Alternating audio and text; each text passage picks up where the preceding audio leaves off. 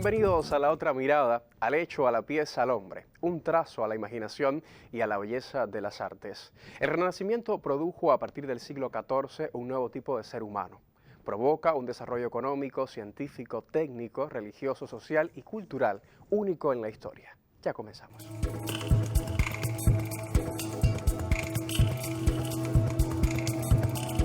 A partir del siglo XIV, la cultura del Renacimiento revolucionó Europa y produjo artistas eruditos como Leonardo da Vinci, Miguel Ángel, que representaban un nuevo tipo de ser humano, que ya no solo quiere crear, sino que llega al fondo de las cosas y se considera a sí mismo un ser divino.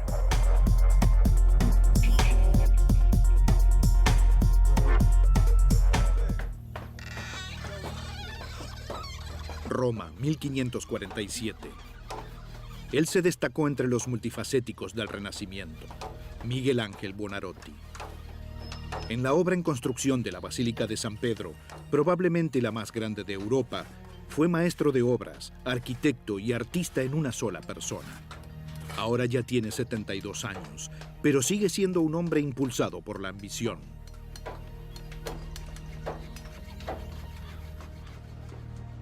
Miguel Ángel fue un titán del Renacimiento. Fue pintor, escultor, arquitecto, investigador, incorrecto y genio. Un erudito universal.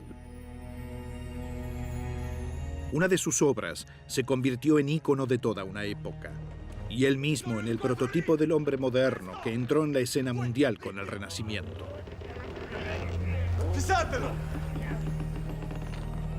El David de Miguel Ángel, la escultura más famosa en la historia del arte. Hombres como Miguel Ángel fueron los gestores de una era en la que el arte y la cultura, el conocimiento y la tecnología se desarrollaron de manera casi explosiva. Florencia, 1501. Miguel Ángel sorprendió a sus contemporáneos con obras que rayaban el milagro. En un bloque de mármol de 12 toneladas debía esculpir a David. Una tarea en la que ya habían fracasado 2 escultores anteriormente. Para Miguel Ángel fue el comienzo de una obsesión. Durante 3 años, trabajó continuamente en la escultura de 5 metros de altura, la primera estatua monumental del Alto Renacimiento. Y su David es una declaración.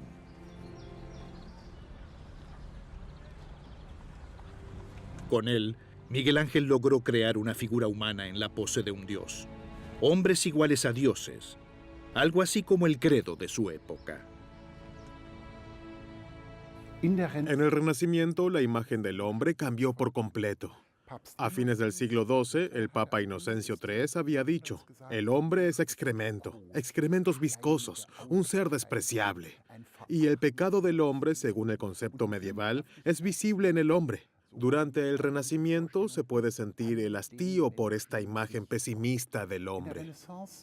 En el Renacimiento se tenía el concepto de que el hombre es prácticamente como Dios. Es su creación, dotado de razón, de poderes, y como su imagen puede convertirse prácticamente en un Dios. Apenas 10 años después de la finalización del David, Miguel Ángel completó su Moisés para el monumento fúnebre del Papa Julio II. Él también tiene dimensiones sobrehumanas, un profeta enfurecido, con venas hinchadas y una figura formidable.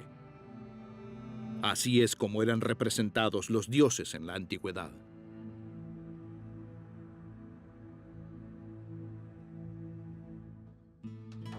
Miguel Ángel aprendió de los maestros de la antigüedad, pero él no les copió.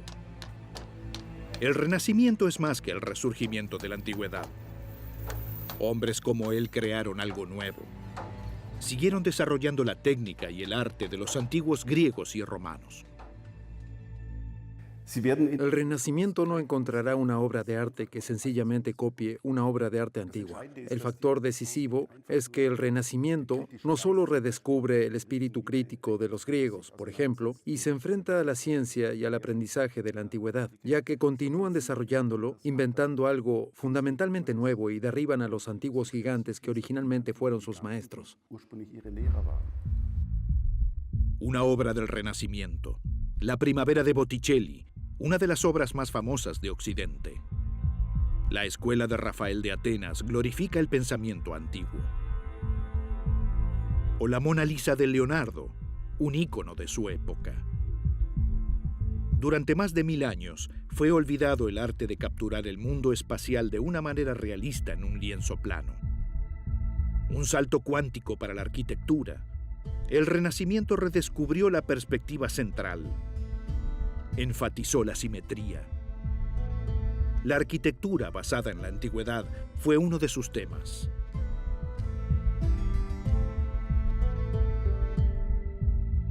El arte de construir enormes cúpulas había sido olvidado en la Edad Media y fue redescubierto en el Renacimiento. Sin embargo, el Renacimiento no se limitó al arte. Gracias a la invención de la contabilidad de doble entrada, los empresarios ahora sabían qué fondos tenían disponibles y cuándo. El resultado, la riqueza de los nuevos ricos fluyó a los bolsillos de los dotados. Un programa de inversión para eruditos y artistas. Nunca se había inventado tanto en tan poco tiempo. Se construyeron nuevas máquinas y se estudió el hombre-máquina. Fue el auge de la anatomía. Y el hombre manejaba ahora el tiempo y lo llevaba puesto. Por primera vez, los relojes cabían en el bolsillo, pero a partir de entonces también midieron las órbitas de los planetas. Las estrellas les mostraron a los marineros el camino. Los aventureros descubrieron nuevas rutas comerciales.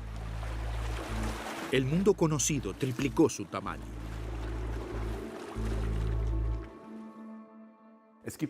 Es probable que no exista ningún otro lugar en el mundo donde se discutiese tanto y haya habido tantos participantes en grandes rondas de conversaciones. Se inventaban cosas nuevas una tras de otra. La imprenta inició una nueva forma de comunicación que aceptó gran parte de la población. Élites, académicos, incluso clérigos, por supuesto, que podían intercambiar ideas y de esta forma encontrar cosas nuevas e innovadoras.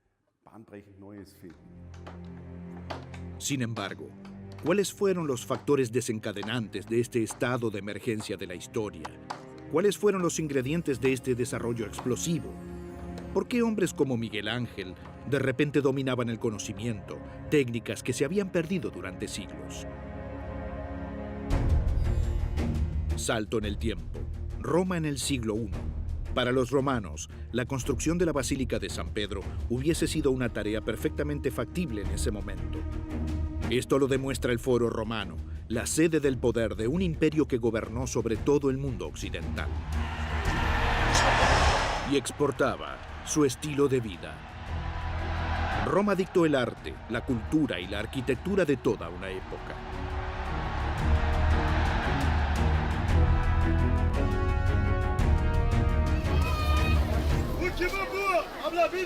En ese momento, 1 millón de personas vivían en Roma, 20 veces más que en una de las ciudades más grandes del Renacimiento, Londres.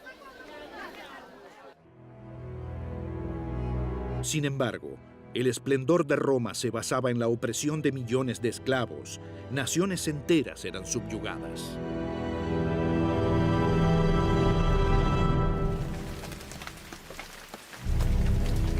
Durante siglos, la máquina militar de Roma logró mantener unido el imperio.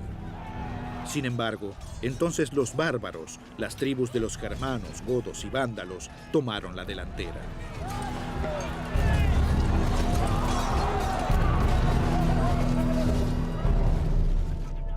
En el siglo V, el Imperio Romano Occidental dejó de existir. Roma, caput mundi, la capital del mundo, la metrópolis de 1 millón de habitantes, cayó en decadencia. Comenzó la Edad Oscura. Se perdió el conocimiento de la antigüedad, conocimientos en todas las áreas, especialmente en ingeniería y arquitectura, en matemáticas y física. Las ruinas de la antigüedad se convirtieron en canteras. Pocas generaciones después de su colapso, ya nadie era capaz de hacer nada comparable. Ya en el 330, el emperador romano Constantino había trasladado su capital al Bósforo.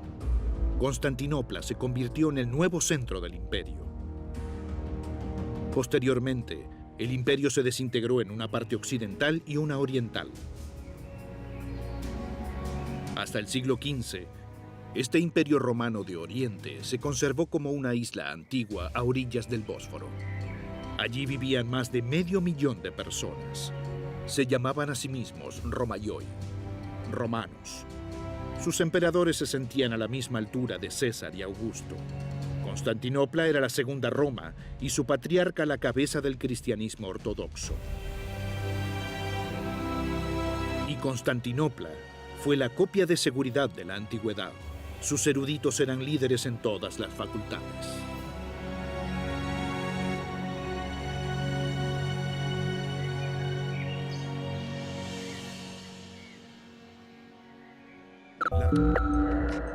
De este modo, se redescubrieron en Occidente las técnicas de antiguos artistas. Movimiento congelado en mármol, una vivacidad y un realismo desconocidos en la Edad Media. Antiguos frescos inspiraron la pintura. También llegaron a Occidente obras antiguas de ingeniería. Esto desencadenó una ola de innovaciones técnicas. Fueron enseñadas nuevamente las antiguas ideas del movimiento de las estrellas. Y las ciencias, especialmente las matemáticas y la física, experimentaron un impulso inesperado después de siglos. Los europeos aprenden de varias culturas avanzadas. Aprenden de los griegos, de los romanos, de los árabes, aprenden de Bizancio y también de los indios. Los famosos números árabes provienen en realidad de la India. Desarrollan algo nuevo a partir de esto. Es decir, no solo copian, sino que aprenden estas cosas y las difunden en forma impresa. Discuten al respecto de un modo que no fue el caso en ninguna otra cultura. Florencia, 1410. Una ciudad-estado con 50.000 habitantes, tan grande como Londres y rebosante de confianza en sí misma. Esta ciudad italiana era algo así como un Silicon Valley del Renacimiento. Aquí se aglomeraba el conocimiento, enseñaban las élites de Oriente, se reunían artistas y eruditos. Los planes para la Catedral de María del Fiore surgieron alrededor del 1300. Planes ambiciosos, porque debería convertirse en la iglesia más grande de la cristiandad. Un proyecto prestigioso, más grande y más bello que las catedrales de Pisa, Siena o Milán. Y lo fue. Con una longitud de 153 metros, el Domo de Florencia, hoy clasificado en el 4º lugar. En aquel momento era el número 1. Con un diámetro de 45 metros, su cúpula también es un récord mundial. La obra en el fresco de 4.000 metros cuadrados, iniciado por el pintor Giorgio Vasari, quien fue elogiado como artista biógrafo. Debería ser una competencia para el juicio final de Miguel Ángel. Sin embargo, la serie de figuras de Vasari se pierde en la altura de la cúpula. El espectador apenas puede verlo.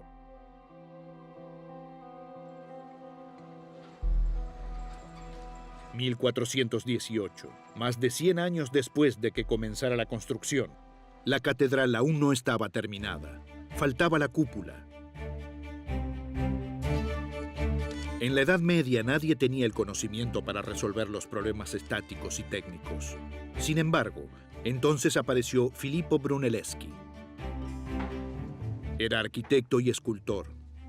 Inspirado por los antiguos edificios abovedados del Panteón y Santa Sofía, tenía ideas claras sobre cómo podría realizar este ambicioso proyecto.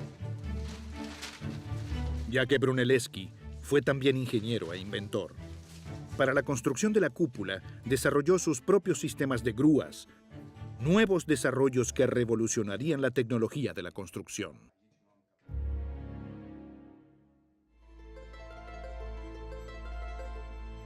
Las máquinas de Brunelleschi fueron una novedad en su tiempo y fueron admiradas. Tan solo la cuerda que lleva las cargas de piedra pesaba media tonelada, tenía 7 centímetros de espesor y 180 metros de largo.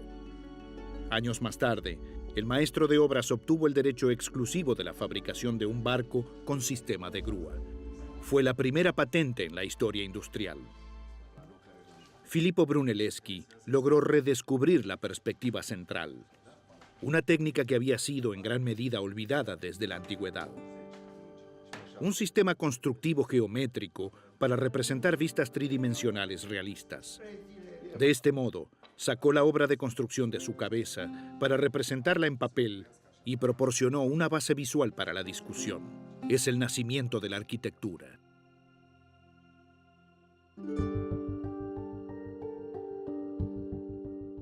La perspectiva central inspiró también la pintura. Las pinturas se convirtieron en proyecciones realistas de la realidad. Los artistas capturaron al espectador en un mundo espacial, como si fuera parte del escenario. Las pinturas renacentistas alcanzaron una proximidad a la realidad hasta entonces desconocida. El redescubrimiento de la perspectiva fue un poderoso motor de progreso. En los pequeños y competidores estados de Italia, especialmente Venecia, Milán, Florencia y Pisa, los arquitectos del Renacimiento se convirtieron en quienes más ganaban. No eran anónimos como en la Edad Media, sino élites celebradas y consentidas. Los nobles venecianos se hicieron construir palacios en el nuevo estilo. El arquitecto suizo Antonio Contino planeó y construyó el Puente de los Suspiros, uno de los motivos más fotografiados del mundo. Este nuevo estilo arquitectónico se convirtió en un éxito de exportación. El ayuntamiento de la ciudad de Zúrich, una obra maestra del Renacimiento tardío. 100 años antes, el escultor y maestro de obras Anton Isenmann construyó uno de los ejemplos más pintorescos del Renacimiento italiano, el ayuntamiento de la Lucerna, Suiza. Simetría y, como préstamo de la antigüedad, un claro sistema para la disposición de las columnas, arcos y cúpulas.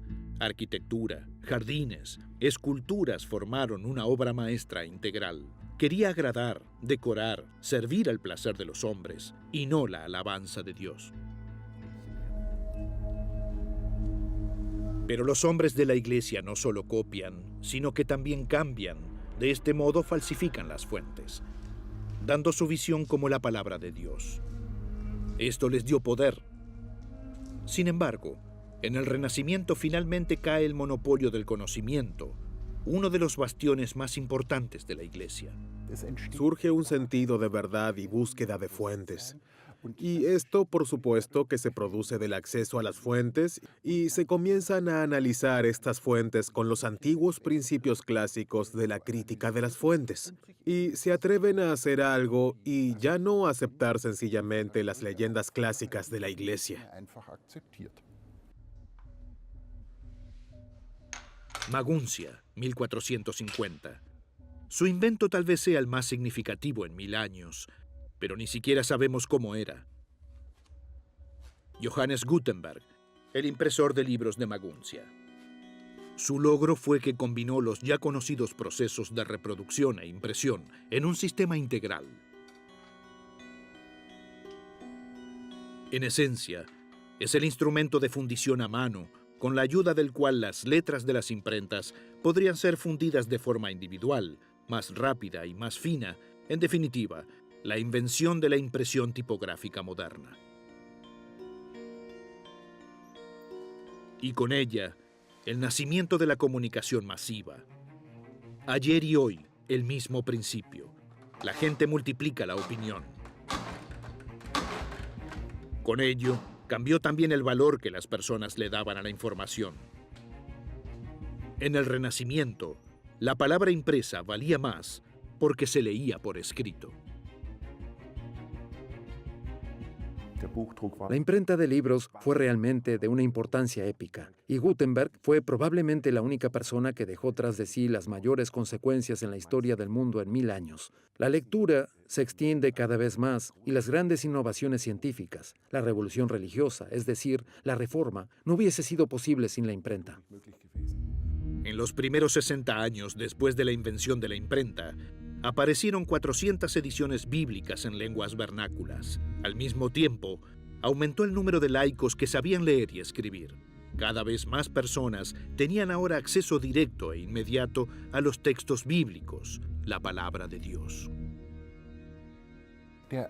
El hombre del Renacimiento se siente cerca de Dios, se siente a sí mismo convirtiéndose en Dios. Eso no se habría podido decir en la Edad Media, se habría considerado una frase blasfema. Las personas invocan la Biblia y dicen, somos creaciones de Dios. Dios nos ha hecho a su imagen. Somos prácticamente pequeños dioses. Dios se acerca más al hombre en el Renacimiento de lo que alguna vez lo estuvo en la Edad Media. Sin embargo, no los libros, sino los volantes, fueron el negocio principal de las imprentas. Eran asequibles, costaban el salario de 2 o 3 horas de un obrero. Cualquiera podía imprimir volantes y así publicar su opinión, versos, dibujos. Dominaron 3 temas: sensaciones y milagros, instrucción religiosa y finalmente propaganda política y militar. Los volantes ilustrados también desarrollaron las primeras formas de caricatura, sirvieron como una llamada, opinión o advertencia. Comparables con las redes sociales de hoy, servían a una necesidad básica: la difusión masiva de su propia opinión.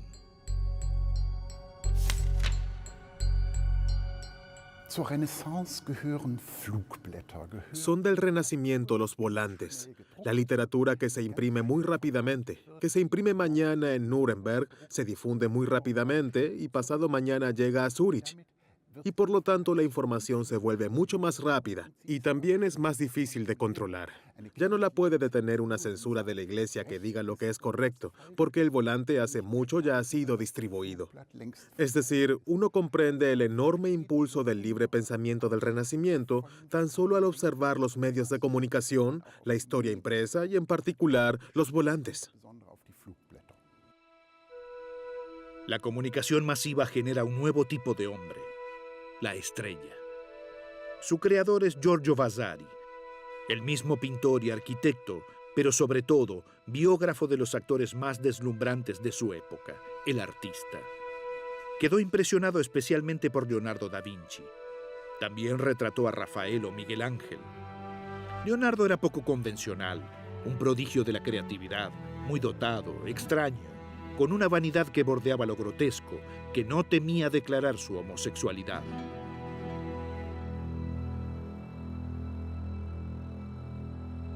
Vasari fue el primero en acuñar el término Rinascita, renacimiento, y darle a sus artistas ese nimbo que los convirtió en estrellas, en lo más destacado de la sociedad. Construyó la imagen de un artista que en realidad no correspondía con la vida real de ese tiempo.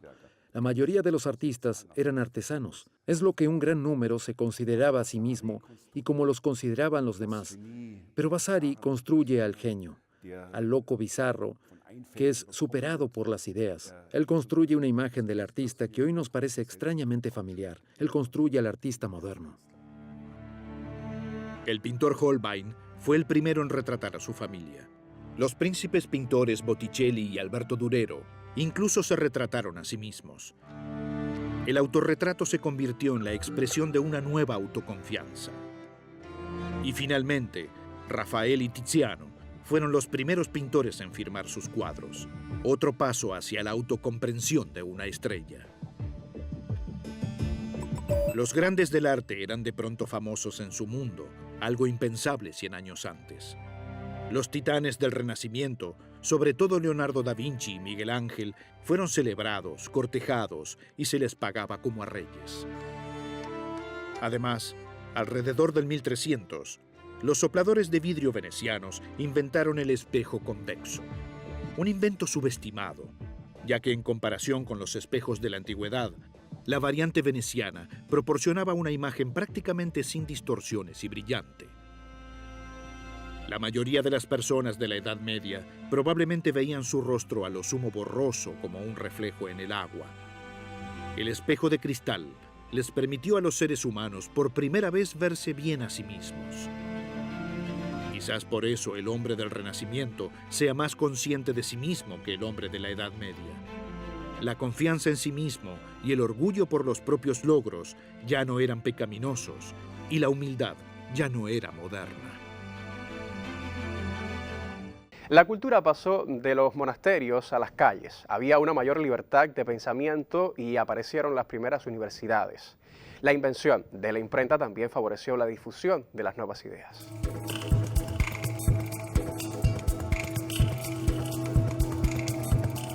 Los artistas renacentistas fueron hombres polifacéticos que dominaban diferentes disciplinas: la pintura, la escultura, la arquitectura, la anatomía, la astronomía, incluso la filosofía.